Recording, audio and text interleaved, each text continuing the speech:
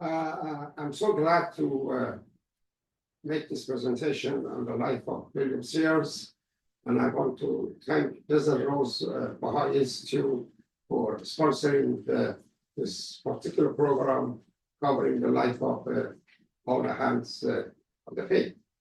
And it's interesting that they have asked me to talk about William Sears, because as some of you probably know, that he and his wife Margaret were really the main people who organized and established the Desert Rose Baha'i Institute in the 90s, I think it was.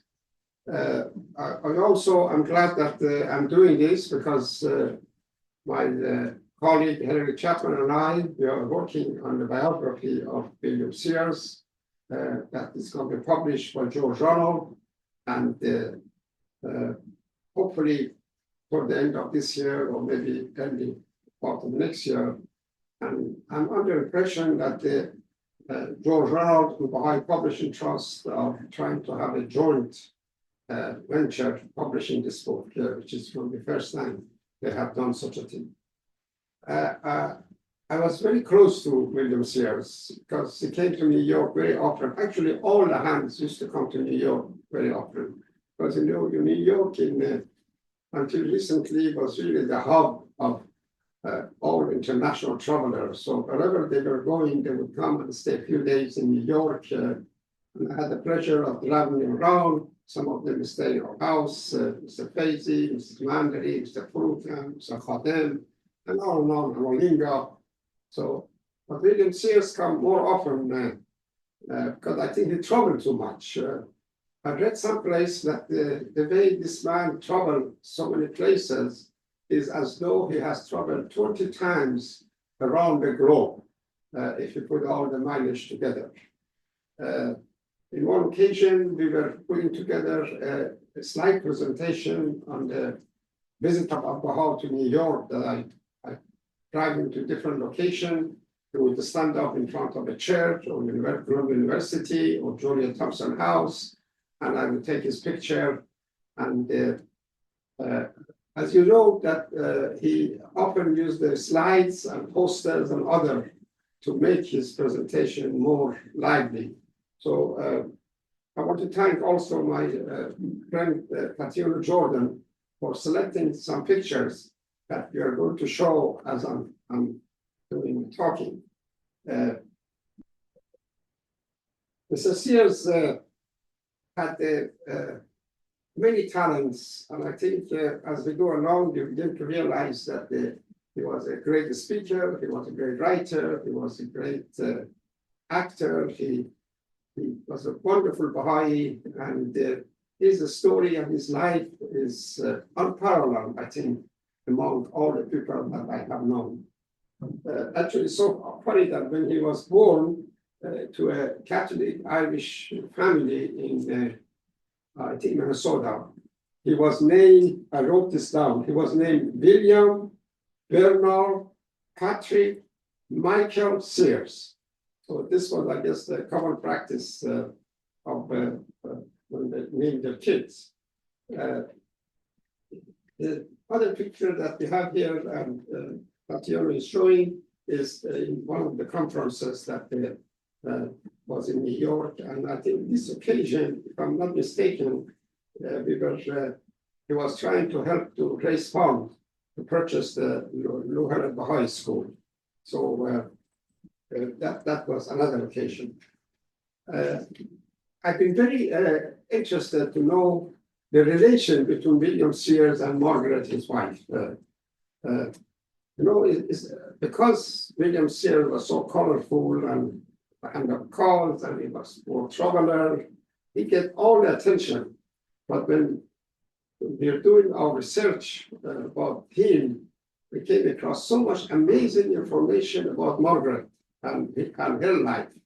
The story goes behind every man, there is a strong and important woman. It was really true in terms of William Sears. What happened was William Sears married young to a woman by name, I think, Kathleen. Unfortunately, the woman died from tuberculosis. They had two children, William and Michael. And the life of William Sears actually started, I think, in Minnesota, and he often makes reference, even mentioned to me on one occasion, that he, from a very early days of his life, he was dreaming of this holy man wearing a white robe, a turban, and have a long white beard.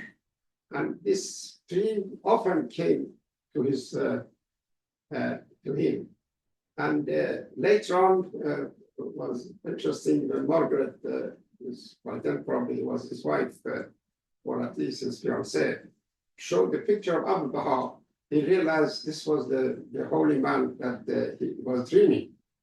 Another person or other person who really influenced the life of William Sears was his grandfather. He was a very interesting man, very wise, very good advisor, good mentor.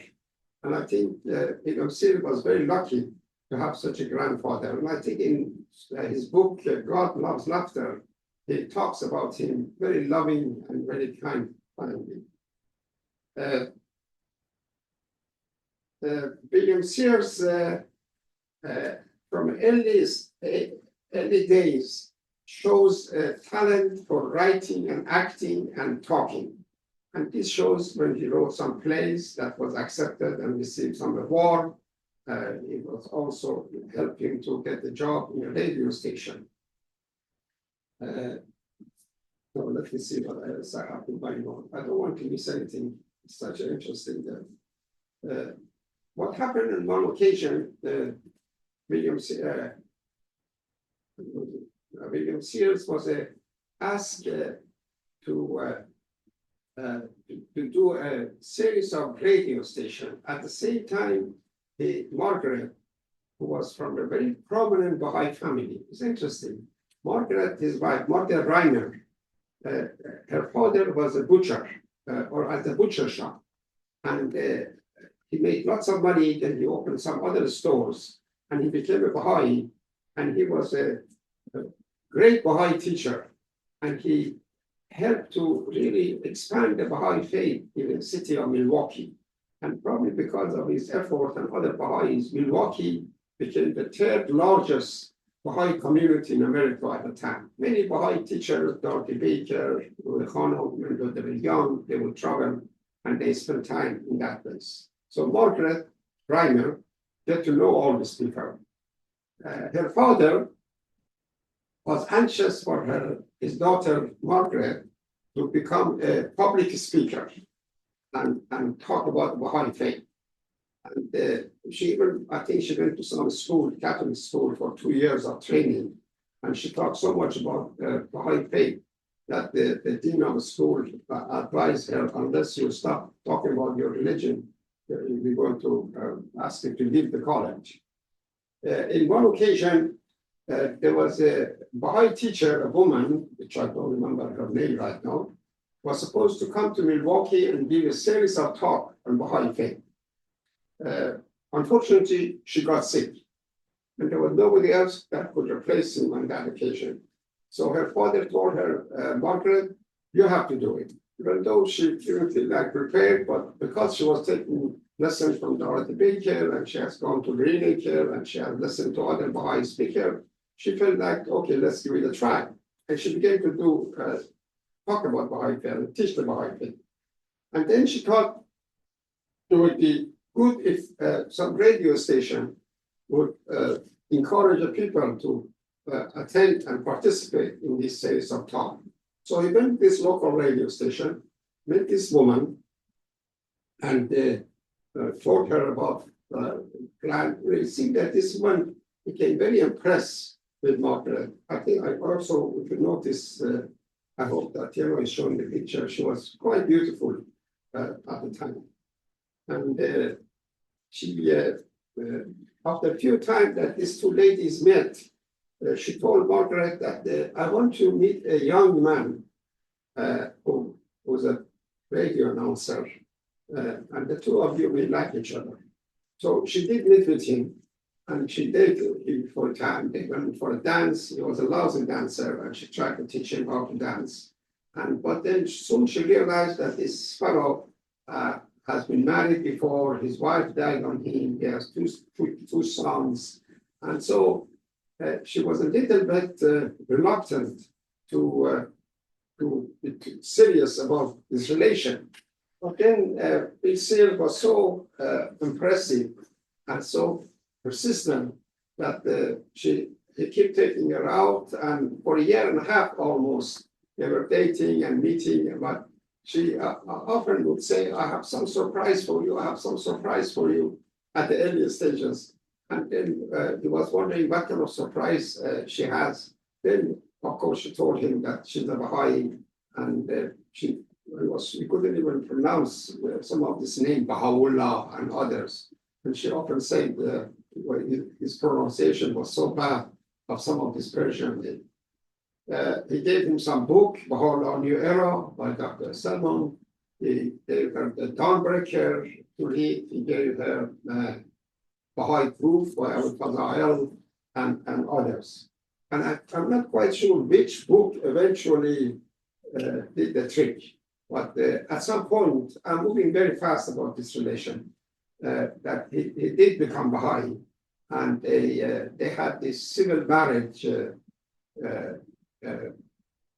somewhere, I think, was somewhere in Milwaukee, I guess. But then later on, they had a Baha'i marriage in San Francisco, and they always said that was the real marriage that took place in San Francisco, because it was a Baha'i marriage. Because I think where they were in Minnesota, that they were not the Baha'i marriage was not recognized or whatever. Let's see what else you have here.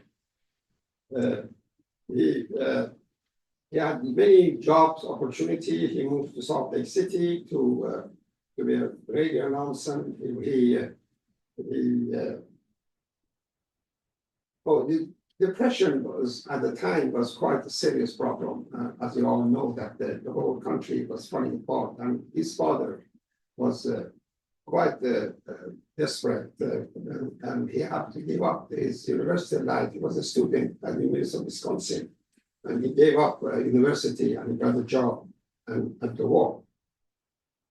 So the next picture I think we have is a very cute one of him in the park with a bunch of puppets around him. This particular show was really his most famous presentation. I think it's called In the Park. And it had a bunch of puppets. They all talked. It lasted from 1951 to 53. Became so popular that Ed Sullivan, I don't know how many of folks remember him, he was the most popular TV personality, invited him from the show. And it was around that time that also later that he began to write the book called Thief of the Night. That it was a book that talked about all the prophecies and all the Christian and Judaism prophecies about coming of Baha'u'llah. Next picture we have of him is also very charming. I love the way he smiles. One reason that he became so popular was because most of his presentation was in sport. He loved broadcast the football and basketball. But it was not just a coverage of the sport. He had a sense of humor, he tells stories, he does things. That's why I have a feeling that if he would not become a Baha'i, he would be a probably most prominent TV and radio personality in America, because he was in his way. Dick Clark, Ed Sullivan, Ed McMahon, and all these big shots, they were very fond of him, invite them often to their shows. He had a program at Salt Lake City. He had a short time working in Sacramento, and his big break came when he moved to Philadelphia, and he had many TV and radio programs there. You have another slide that he's sitting behind his desk and doing his talks. No, I don't know where this picture come from, but it's Statiola's church, don't blame me. He had the, I don't, this again probably is one of his puppet somehow. That the scene and one of the puppet in presentation.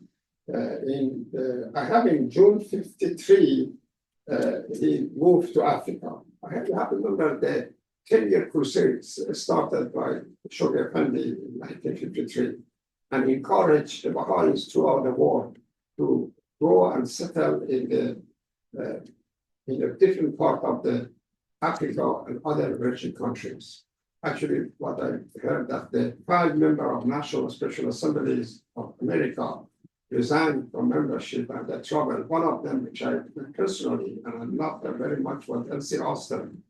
I'm hoping that somebody would write a book about this woman. It was a tremendously successful Black woman lawyer who did a great service for the faith.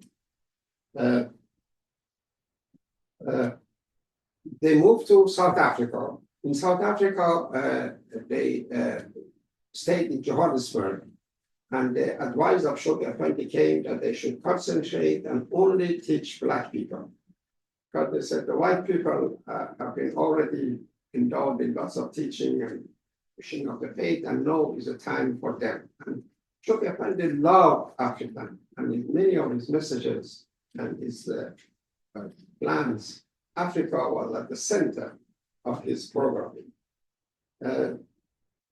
Because of the situation in South Africa, as most of people know, this racial tension was so bad and the discrimination was so awful that it was almost impossible to have the interaction between white and Black people. The only way that the Black person could be with the white person if the Black person is a servant, is a cook, or is a driver or something.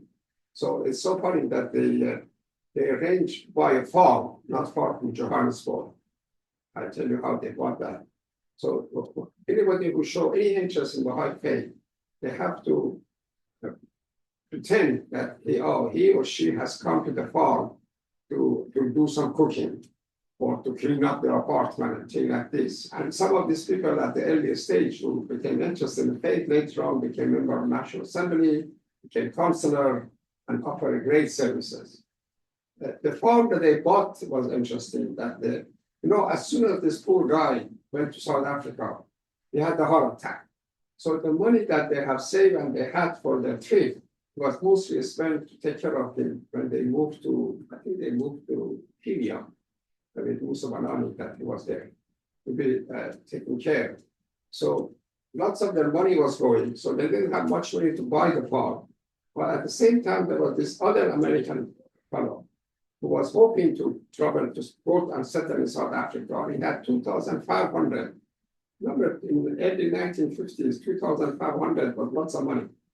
So he was in Haifa, and he mentioned to Shoghi Effendi that he was hoping to go to Africa, but he'd been drafted to army, I think, to go to Korean War or something.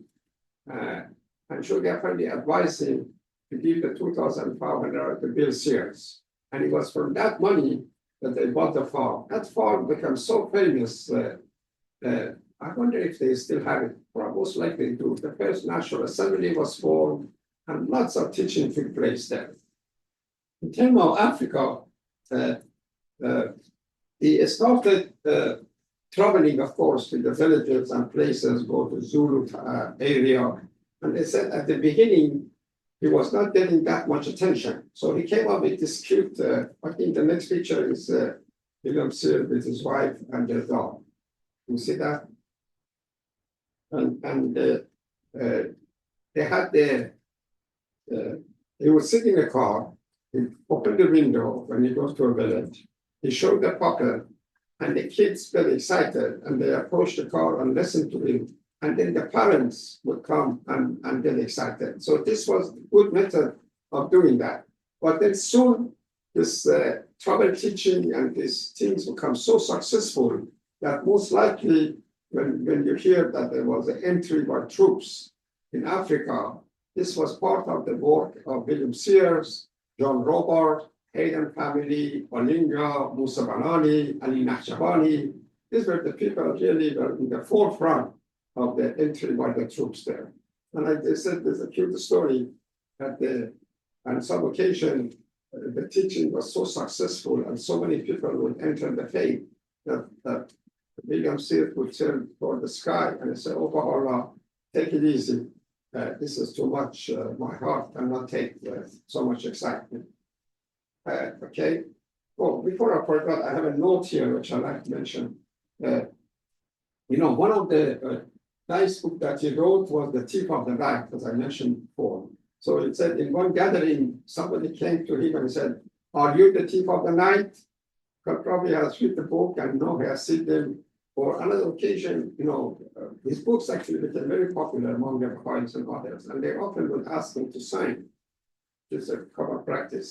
But then some people, some Baha'is, would bring their prayer book and they asked him to sign. He always refused to sign. He said, "No, I haven't written this book. So if you're interested, you better go and find the author of this book," which will track the king. So that's the story of him. Next picture. I should mention also, I have some notes I have written here, which it may not be quite related to one discussion or other, but I just want to mention that this poor man, physically, he was quite sick.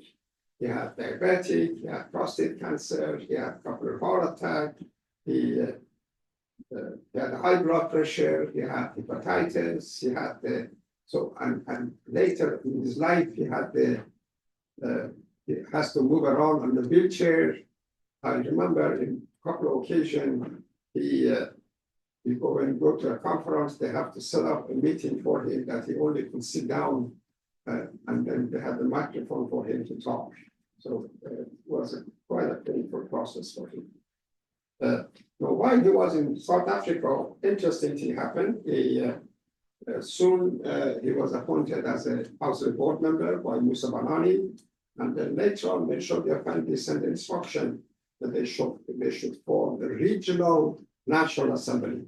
This was a common practice those days, because none of this individual country was strong enough, had enough Baha'i to form national.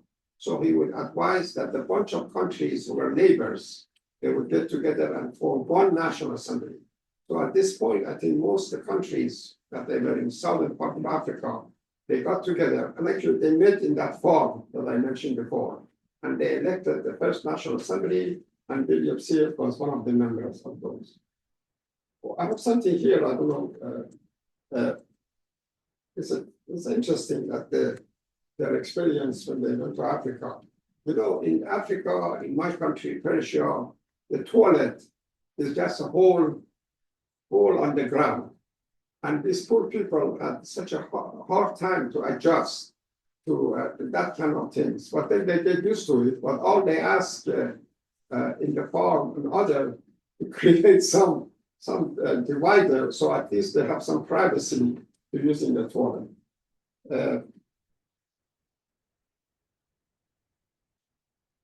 The next couple of picture, I think, is you see the being, it is beautiful white hat among the African. I have here in 1954, he went for the pilgrim to meet Shoghi Effendi. And he said from the very first day that he met Shoghi Effendi in 1954, this is the picture is really show him and his wife.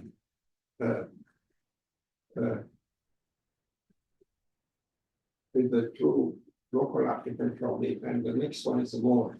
1954, I think he went there, and the way he described Shoghi Effendi, I love it.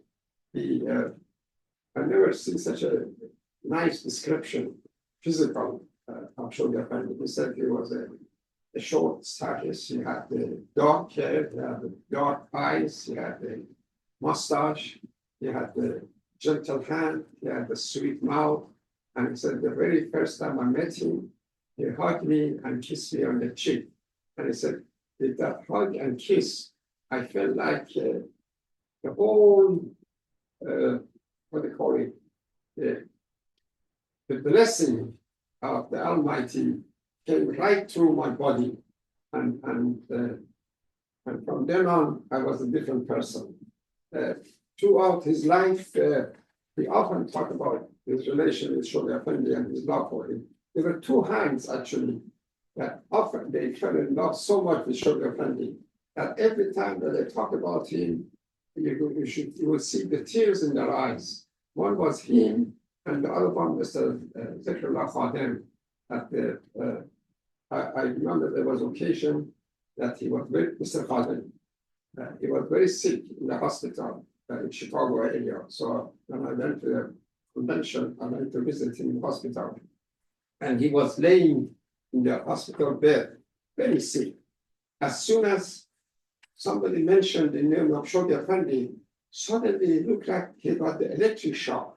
He suddenly got up, sit straight, and listen to whatever the person was talking about Shoghi Effendi. Then you see the tears coming down from his eyes. This was the reaction of Khadem to him. Around that time, the house of worship in, I think it was in Uganda, house of worship, Rui Khanum came and they started the construction of the house of worship in 1956. Next picture is a sweet picture of them. You can see John Robert, Olenga, and William Sears. So this, and Musa Balani. Musa Balani is another really great hero that I don't think so it is known in the Western world as much as in Persia and other places. He really was the one who opened Africa to the Baha'i faith. He was from Shiraz. His son-in-law was Ali Nakhjavani, and they did lots of wonderful teaching. I think, if I'm not mistaken, Ali Nakhjavani was the one who taught Olinga. And so was 1957 when Olinga, John Robert, that you see in the picture, and William Sears were all part of the last group of 100 Wakals that Shoghi Effendi has appointed shortly before he died. The picture I have of these two Irishmen, Bob Quinley and William Sears, they were like brothers. They cooperated in lots of projects together. He was a very talented writer, and he was I think, big personality in Hollywood. And he, one book they wrote together, which is well known, called The Flame, which is a story of what was that famous woman teacher who got held up their cover? Louis Kissinger. And so that's a book they wrote together. No, sad thing happened around this time. In 1957, shortly after he was appointed as the under cause, a telegram came from Rui Khanum and asking all the hands to pray fervently for the recovery of Shoghi Effendi. And she mentioned that he is very ill with the Asiatic flu in London. And of course, they did their best, praying all over the world for him. And then shortly afterward, another text came, another message came that unfortunately, Shoghi Effendi had died. And asking all the hands to come to London for the meeting. I don't want to go in detail about what took place, but all you know that they got together. Rui Khanum helped to find a location for Shoghi Effendi to be buried, resting place. They designed the whole place. Hopefully, most of you have seen. And then they all went to Haifa to search and look for the will and testament of Shoghi Effendi. And they couldn't find anything, as you know, and they decided they would continue serving as a custodian of the Baha'i faith. And I think William Sears was one of the 9 people of the hands who were selected as a custodian at that occasion. This was supposed to last until 1963, when the House of Justice was formed. And you all know that there was a great World Congress in London, and then the news came that the House of Justice was formed in Haifa. Also, I should say that William Sears was one of the keynote speakers in the World Congress, and it's available. I think his talk, most of his talk and recording, I think is available in YouTube. This man, it's unbelievable. I don't know how he managed to do so much and so many things. He gave many talks, and even he made this wonderful recording of the Ayyam Haq album record for the children to celebrate. And he wrote that great book called Release the Sun, that is the story of the Dawnbreakers. He wrote the book, like you mentioned, God was not God was boy, God Loved Laughter. He wrote the book, I think, called In the Park. On and on. So get this book and read this book. Is very popular. I have a feeling that this picture of the three hands most likely was taken in Haifa after the passage of Shoya Kandi. Mr. Ahdieh, Mr. Ahdieh, and William Sears. You should feel there are some people that they give you heart, and then there are others who give you heart. You should really get the feeling for the heart of William Sears. I mean, you feel the sweetness and strength in the heart that you get from him. I got the heart, by the way. And I thought this picture, it shows that the heart he was getting. People were getting. In 1970, he made a great, with the permission and advice of the House of Justice, he went to Iran. Unfortunately, we could not get any picture of his visit. I'm sure it's available someplace, but the future people, historian, will find them. That's the only picture I found that was taken in the city of Kerman.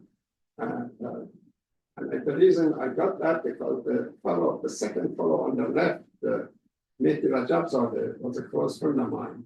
And I got this picture through a successful drug merchant, the biggest company he had in Iran. Later on, he came to New York and became the caretaker of Baha'i Center, most humble and that wonderful Baha'i that he could be. While he and Margaret were in Iran, they visited Sears, they visited Tabriz, they visited Maku, they went to House of Bab in Shiraz, they went to House of Baha'u'llah in Tabur, they went to Badasht, and on and on. I think I mentioned they met almost 40 cities, and the National Assembly of Iran was quite helpful to them. One thing they had, there were a group of Muslim, they called themselves Muslim Brotherhood, who were very active those days. And somehow, I think probably they had some agent among the Baha'is. They would always know that there is William Sears, where he's going, what meeting he has, because they often would come and harass the people who are coming to the meeting and try to discourage them from attending those meetings. And sometimes they come to the meeting and try to disrupt the meeting and challenge William Sears' talks and presentation. So that was the story of him there. Next picture is a typical conference. I think this was a convention in Chicago, and probably this picture was taken on the steps of a house of worship. And his humble servant, they see me sitting on the lower left. There were a whole bunch of people next to me. But I see Sue Fox right there, William Sears and his wife is standing. Unfortunately, most of these people here, they are there, except me. So that's life. Also, I think this picture was taken in the house of worship, in the lower floor of house of worship. He was such a great speaker. I love to listen to him. The next picture we have is his meeting with the King of Samoa. This is a unique picture. Oh, the next one is also interesting. As I said, he was most of his presentation was not a plain, simple talk. He was a showman. He tried to make it as interesting and exciting as possible. And this was one of his games, that he would bring to the stage a pitcher of water, he bring a glass, and he tell everybody this water is the blessing of Allah and God. And if you have your glasses open, you will get lots of water come to your glass. But if you're not ready, if you turn the glass around, upside down, you will never get anything in your cup. So always be open to receive hope. This victory project in California was one of the highlights of teaching activity of William Sears. He organized an amazing marching, like the army.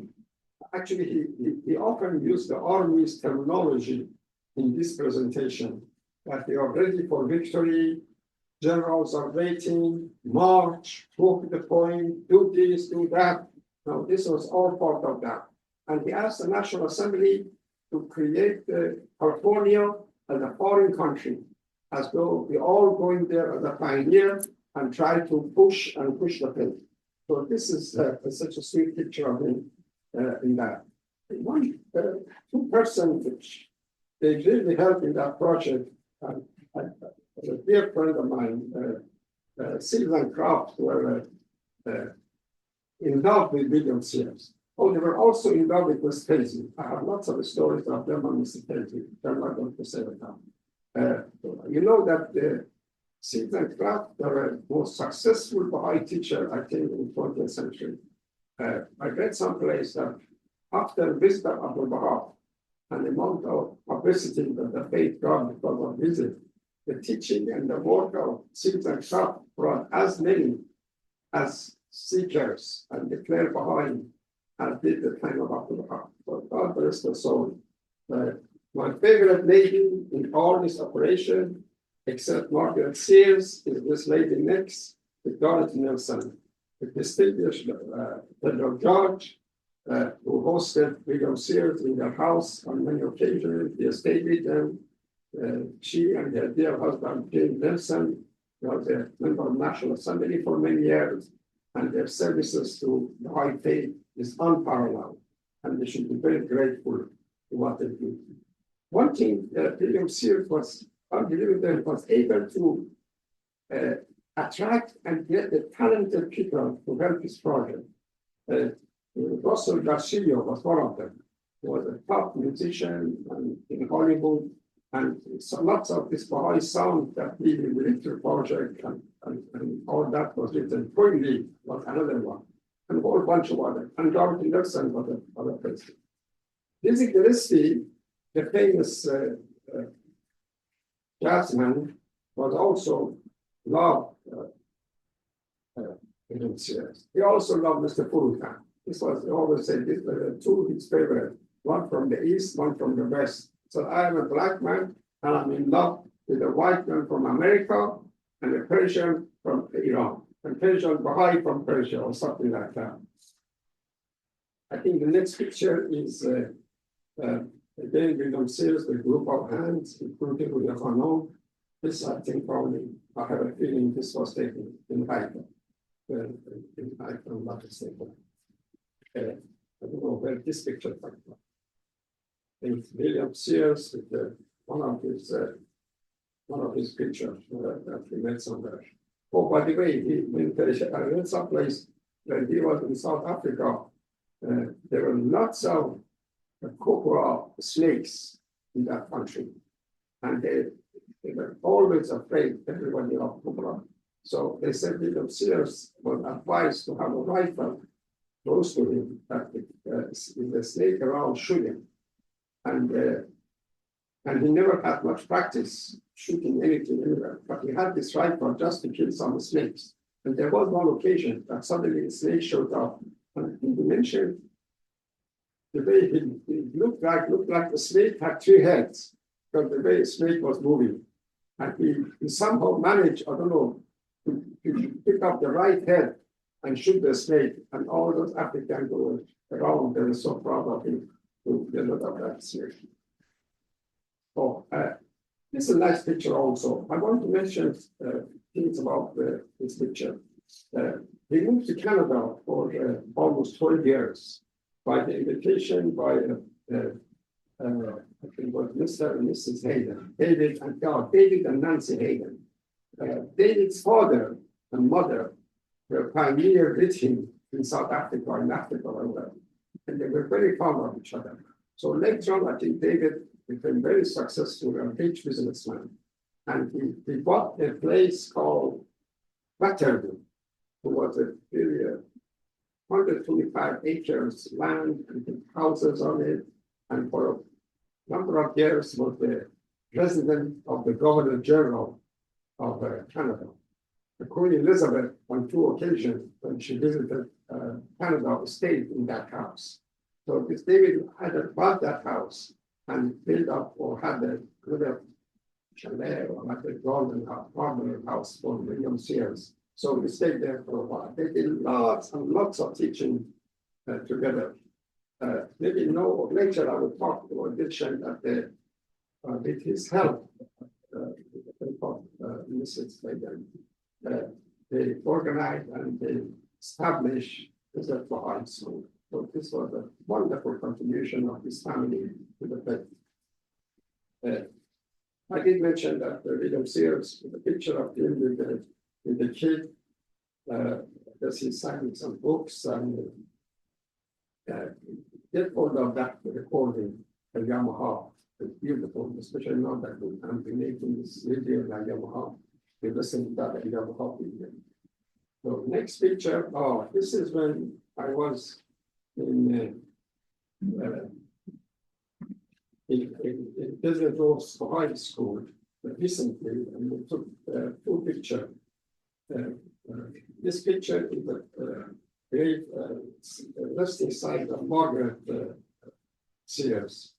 I tell you, President Rose is going to have a great future because of the blessing of William and Sears. And also another kind of cause is why Mr. Ahdieh. So the school, when it was established, was dedicated to these 2 hands. It's located between Phoenix and Tucson. Right now, it's a little isolated, but the way things are going, I'm sure it will be a big, successful Baha'i school. I anticipate that may actually be first Baha'i university which is established in this country.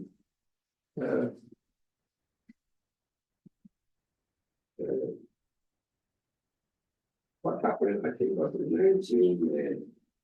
1992, in March of 1992, the way Margaret described it, William Sears got up around 4 a.m. to go to the bathroom. In the day coming back from bathroom, he was dead, he fell down. Sad situation, full of sickness. He could not get up from the floor, so he asked his wife to just give him a pillow and cover him because it was cold.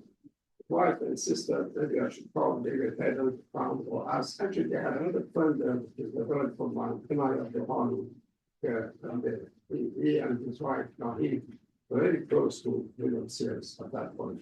They wanted to call Inaya or call David, but she said, no, don't bother them, they're asleep. Around 6:30, David showed up, see what's going on. We went and checked on him on the floor, and he came back to Margaret, and he said, William Sears is dead. And that was a great loss. I want to read the message, to get the opportunity that the House of Justice sent after his passing. It's a lengthy message, and it describes all the services of Islam as a pioneer, as a kind of cause, as a war traveler, as a writer, as a speaker. And I'm so glad that I get the opportunity to talk about him. And I'm hoping that the book will come out soon. And thank Valerie Chapman for his assistance to put this book together and save your money and buy the book. Thank you.